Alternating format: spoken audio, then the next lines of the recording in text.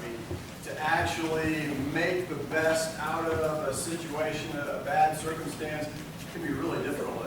How many of you have, you can think of some times in your life when you've had to?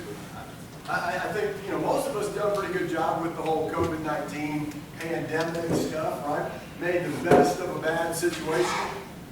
How many of you found some joy, some fun things to do stuck at home? You don't have to tell us, just... well, and you still got to work, right? There's a lot of people that didn't. But yeah, you made the best of it by still working. That's it. Oh, hey, home. I'm with you. There you go. You finally got some honey-do lists done, or started, or right. Well, it can definitely be easier, I think, for us to complain when life hands us a lemon, or get angry about our circumstance. It can definitely be easier to blame shift, point the finger. It's somebody else's fault, what I'm going through, or with the whole COVID thing, it's a whole lot easier to say this is all a big conspiracy, right? And sometimes the bad things that happen to us in life, we even tend to point the finger at God and say it's His fault. But James encourages the church to do life differently than this, doesn't he? That's really a lot of what he's going to be talking about is let's do life different from the way the world teaches, or even our human nature wants us to teaches us how to respond in a bad situation. He wants us to see the best in our bad situations. Look at verse 1, James 1:1. He says he's writing to the church scattered among the nations. Right? That seems like a really bad situation, doesn't it? For the church to be scattered. Just a little background on who he's writing to and what has happened to them. He's writing right after Stephen was stoned to death. You remember the story in Acts? Paul was there giving his approval, or Saul, before he became the Apostle Paul. And the church then was so heavily persecuted, they were dispersed. So he was writing to the church after they were dispersed from the stoning of Stephen. And they hadn't yet put two and two together, if you will. Because remember, Jesus told them right before he ascended back to heaven, he said, you'll be my witnesses where? In Jerusalem, in Judea, Samaria, and where? To the ends of the earth. Right? And this persecution would be kind of their kick out of the nest, so to speak, and the beginning of their missionary work for the gospel's sake. And in fact, James, I think, I think he got it. I think he understood what was happening. It's why he used the term, which maybe doesn't make enough sense to us in the English language, but he used the term scattered church, because the word that he used actually implies the scattering of seeds during harvest time. So think about that. These early Christians, they really needed to be able to see their situation from this perspective. They were not to run for their lives. They weren't running and hiding or running back to an easier way of life. James is encouraging them to run to the rest of the world with the gospel, planting the gospel seed everywhere they went. This is why James could tell them something seemingly so upside down and contrary to our normal way of thinking about life. And so really for us to be able to start thinking upside down or contrary to normal, we better take a moment to pray before we get into the rest of what he says, which is going to be difficult for us. So let me pray. Father, I thank you so much for your word that encourages and teaches us even with hard teachings. Today is one of those. us to listen well and respond in obedience. Because God, you are good and you're worthy of our attention and our obedience. In Jesus' name we pray. Okay, so would you look with me, James 1, beginning in verse 2. James 1, we're going to read through this section 2 through 18 as we go along here. We're just going to start with the first few verses. Consider it pure joy, James says, my brothers, whenever you face trials of many kinds. Because you know that the testing of your faith develops perseverance. Perseverance must finish its work so that you may be mature and complete, not lacking anything. Joy in trials? Really? How many of you, that's your natural response? Woo! To find joy in the hardest times, the worst experiences you've ever had in life. How many of us just naturally, joy just springs out of us when we go through a difficult time in our lives? I mean, this really seems contrary, doesn't it, to our just normal human way of thinking and looking at things. It just seems abnormal to us. So James gives us sort of a little perspective check here. He says, kind of in essence, your outlook will determine your outcome. He says your attitude will help determine your action. When life is tough, you can live as a victim, or you can live as a victor. You can see life differently. You can live as a victim or just plain see life differently. You can see life through the lens of the victory that we have in Christ. We are victors in Christ, are we not? He gives us victory in this life over this life. And because we are told time and time again throughout the New Testament that we are, especially in the book of Revelation, we are overcomers in Christ. So no matter what your circumstances in life, no matter how tough it gets, no matter how unfair, all the stuff that life throws at you, no matter how unfair it feels, no matter how hard it is, you can and will overcome because we are overcomers in Christ already. Our outlook, our attitude helps us know joy when we face trials of absolutely any kind, knowing that we're overcomers through Christ. And when we struggle really with our outlook, because that's going to be the difficult part, is once that trial hits, you're going to do battle in your own heart, in your own mind. When we struggle with our outlook, that's when James tells us, ask for help. He says in verse 5 to ask for wisdom. He says, if any of you lacks wisdom, you should ask God, who gives generously to all without finding fault, and it will be given to him. We ask, and he'll give it. Because often our trials cause our perspective to get a bit blurry of the truth, doesn't it? Our trials cause us to have kind of a blurred vision of God's will for us through the particular trial that we're in at the time. So James encourages us to ask for the wisdom to see life as God sees it. Not as we would see it with our physical eyes, the things we see, the winds and the waves, we see what's happening to us. We see with our own eyes, we feel with our own feelings, and James encourages us here, see through God's eyes what's happening to you. See what he sees, and see how he sees. And his wisdom begins to give us a clearer vision of what our trials can, and more importantly, will produce in us. Right? This wisdom restores, it protects our joy because we know the outcome before it happens. Let me put it in this perspective for you. We can't watch baseball live right now, right? I love baseball. I love watching baseball. I love listening to a Cardinal game as I'm falling asleep at night, right? And we can't watch it live, so thankfully, the invention of YouTube, there's a lot of old games that I can watch.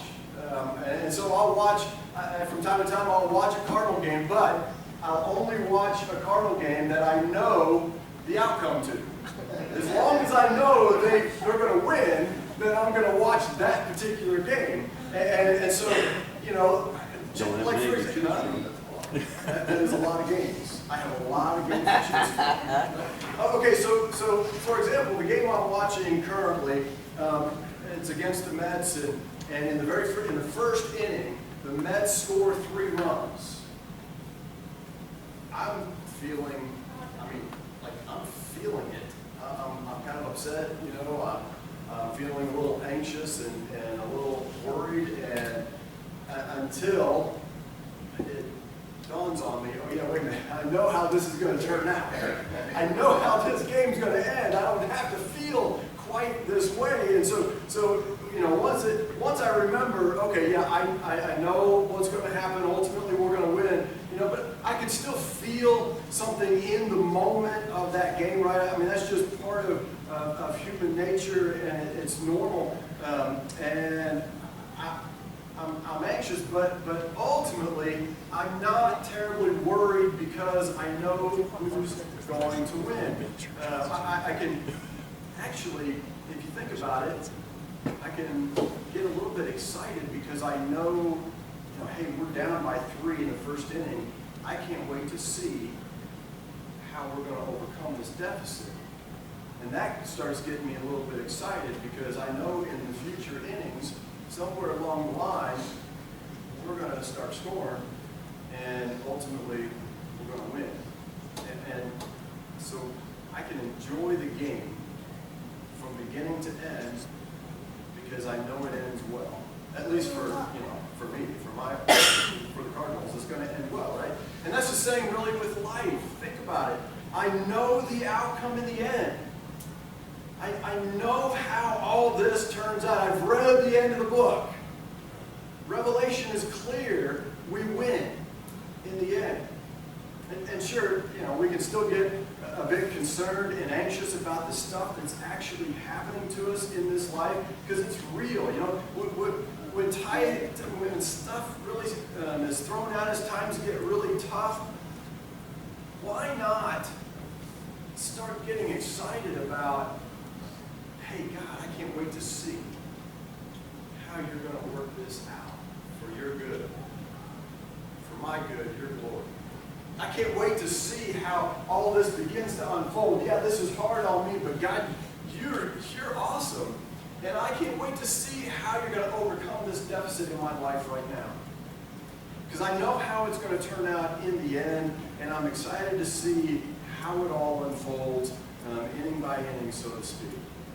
You know, if we know that we've already won because of Jesus, then listen, we can enjoy the moments that we have, every single moment, even the most difficult moments, the ones that would cause us normally to be anxious and maybe even lose our joy. If we know the end result, we don't have to lose our joy. His wisdom helps me see really from this perspective. That's why James says, ask for wisdom, and God gives generously. If he gives us his wisdom, we can see from this perspective. And catch this, think about this. I can ask God not only for wisdom, but the wisdom to not waste the opportunities that I'm in. Warren Wiersbe, his secretary, was going through a particularly difficult time. She had a stroke. Her husband lost his vision, and now he's in the hospital near death. And Warren said to her at church one Sunday morning, the same as any of you would, hey, I'm praying for you. She kind of caught him off guard because she asked him, what are you praying for? And he said, well, just the normal things that we would. Praying for health, praying for strength and the courage to get through, things like that. And she said, thank you. And would you ask him to give me the wisdom to not waste all of this? Give wisdom to not waste all this. God's wisdom fixes our perspective. Of course, asking with good intentions and actually believing not always the same thing, right? That's why then James continues and he says in verse 6, but when he asks for wisdom, he must believe and not doubt. Because he who doubts is like a wave of the sea, blown and tossed by the wind. That man should not think he will receive anything from the Lord. He is a double-minded man, unstable in all he does. See, our outlook will only determine our outcome if our faith is firm.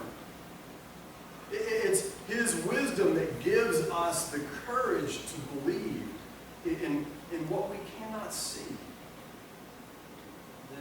And not doubt what his outcome will be. But don't we doubt when we begin to filter everything through our temporal experiences. And these physical emotions that we have because of these outward realities that are coming at us. But we know life is full of ups and downs, right? I mean, it's like we're really on a roller coaster ride of uncertainties in life. But our belief through wisdom, the wisdom that God gives to us generously, seems to level our perspective so that we see the constant of God's eternal truth. Life itself is unstable. God's wisdom. It's God's wisdom that gives us the stability of his truth to steady ourselves. Right? When we are unstable and are affected by the changing winds of this temporal life, we become victims of the things that ultimately die. For example, look at beginning in verse 9. James says, the brother in humble circumstances ought to take pride in his high position, but the one who is rich should take pride in his low position, because he will pass away like a wildflower.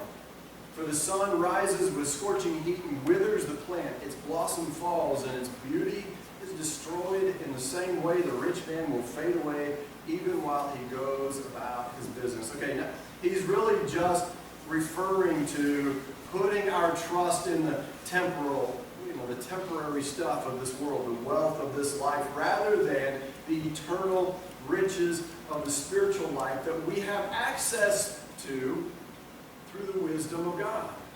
At the temporal, this temporary stuff of this life is unstable, and James says it withers in the scorching heat.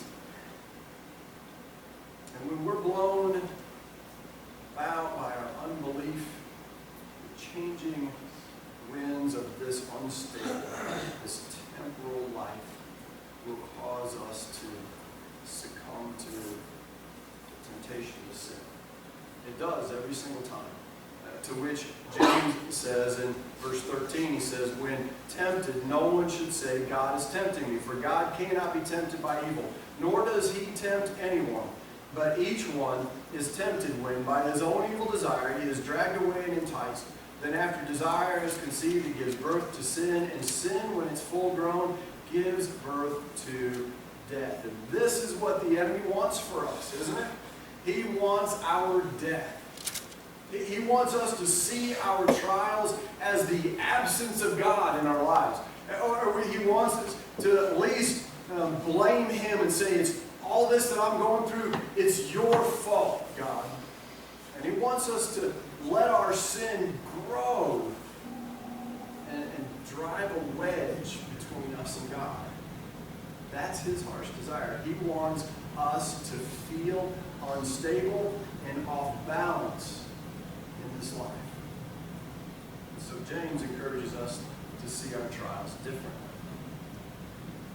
to see God in our trials, to see God in our trials differently. To see that our trials will reveal the stability of God in what is spiritual and even eternal. And to see that there is something wonderful happening in the midst of our struggle. To see how the gospel seed can be multiplied out of our trial, not vanished. To see that God is actually giving life out of our trial, not wanting to take our lives away from us.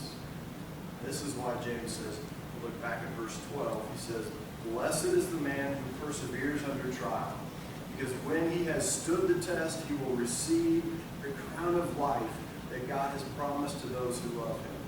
And then I jump back to verse 16. It says, "Don't be deceived, my dear brothers.